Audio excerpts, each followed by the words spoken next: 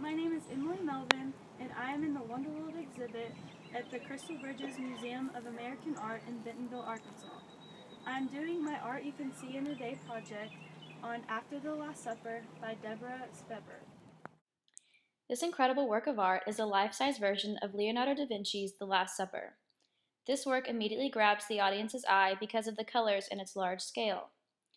As the viewer approaches the work, the image is not recognizable, which creates an element of curiosity that further draws them into the piece. After looking into a glass ball in front of the work, it turns the image upside down and becomes a condensed, magnified version of The Last Supper.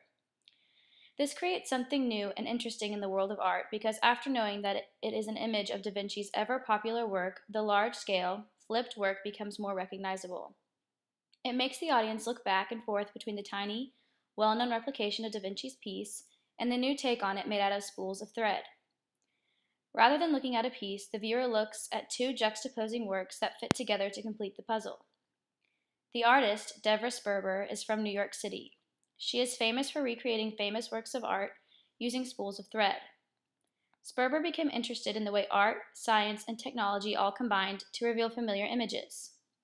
She wanted to address the way we think we see visual art compared to the way our brain processes it. Speber creates pixelated, colorful images that are abstract to the naked eye.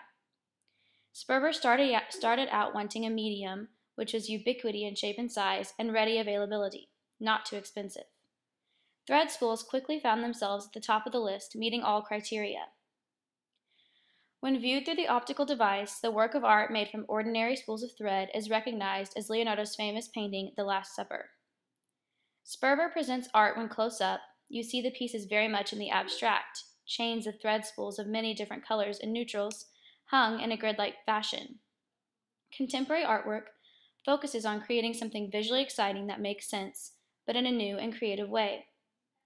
For example, in the exhibition Wonderworld, almost every piece grabs your attention because it is doing something that you have never seen before. That could be through creating a shockingly realistic self-portrait sculpture out of silicone and real hair, making a room out of wood, or even using spools of thread to create a new take on an incredibly iconic image.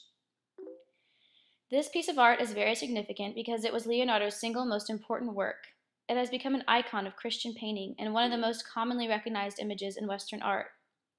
Leonardo integrated dramatic character tension with a unified architectural background. His painting forms an illusionistic room receding beyond the space of an existing wall and positioned above the viewer's eye level. I chose this piece of art because while visiting Crystal Bridges for the first time, I was so intrigued by how the piece is unrecognizable at first, then becomes a well-known, famous painting.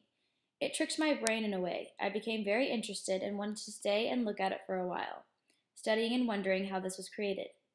I hope you have all enjoyed my Art You Can See in a Day project as much as I have.